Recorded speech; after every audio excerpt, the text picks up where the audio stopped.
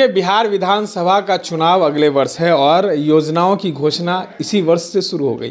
राष्ट्रीय जनता दल के नेता हैं तेजस्वी प्रसाद यादव, उन्होंने मां बहन को सम्मान देने की बात कह दी है। अब इस पर सत्ता पक्ष जो है लगातार जो है आरजेडी पर निशाने साध रहे हैं। वो कह रहे हैं कि जिस तरीके से राजद महिलाओं का अपमान करती थी पहले के दशक में, अब उनका सम्मान करने की बात करते हैं। हमारे साथ तमाम मुद्दों पे चर्चा करने के लिए आरजेडी विधायक रणविजय साहू जी हैं।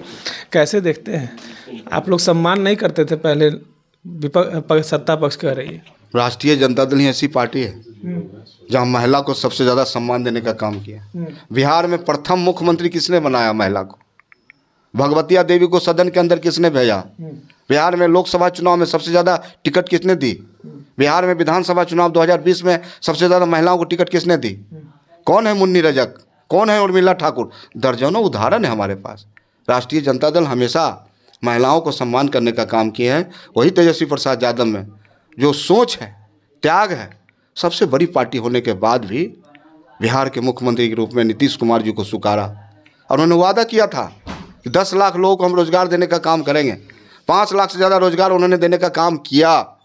तो लोगों का विश्वास उन पर बढ़ा है, इकबाल बढ़ा है, नौजवानों युवाओं में उत्साह है। नौकरी मैन ऑफ इंडिया अगर कहा जाता है उस व्यक्तित्व का नाम है तेजस्वी प्रसाद यादव। और इस नौजवान में, युवा में एक सोच है, मुद्दे की बात करते हैं, पढ़ाई कमाई दवाई की बात करते हैं।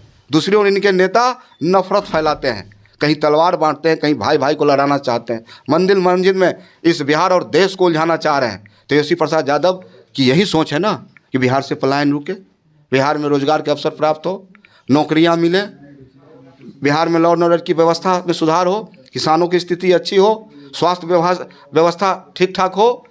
तो ये तमाम मुद्दे तेजस्वी प्रसाद यादव लगातार सोच रहे हैं और कर रहे हैं। और जनता में एक भारी उत्साह है। बिहार एक ऐसा स्टेट है कि जहां बुद्धिजीवी लोग यहाँ रहते हैं और जब जब बिहार में नौजवान युवा ने अंगड़ाई लिया है, एक बड़ा परिवर्तन हुआ है। और उम्मीद है कि यह योजना सिर्फ संकल्प नहीं, एक कल्याणकारी योजना है कि महिलाओं, उन गरीबों के लिए जिनके घर मन में है अच्छी भोजन बनावे, मेरे बच्चे स्कूल जाए, उसके लिए तेजस्वी प्रसाद यादव ने एक छोटी सी उपहार मदद करने का प्रयास कर रहे हैं।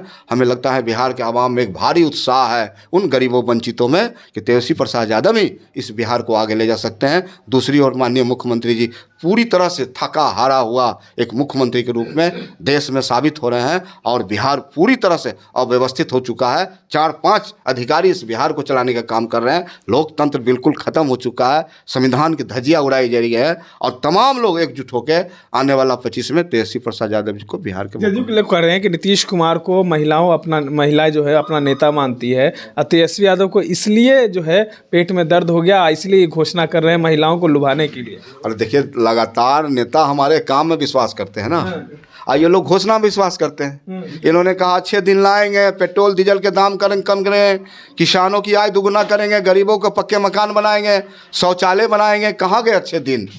तो बिहार की आवाम पूछ रही है। माननीय मुख्यमंत्री जी, जब आप जाएंगे महिला संवाद में तो बिहार की महिला आपसे पूछेगी कि इस गांव-गांव में शराब कहाँ से मिल रहा है, जहरीली शराब, कौन लोग मारे जा रहे हैं, कौन लोग शराब पी रहे हैं? गरीब लोग, कमज़ोर लोग, जिनकी किडनी खराब हो रही है, लीवर खराब हो रहा है जहरीली शराब से।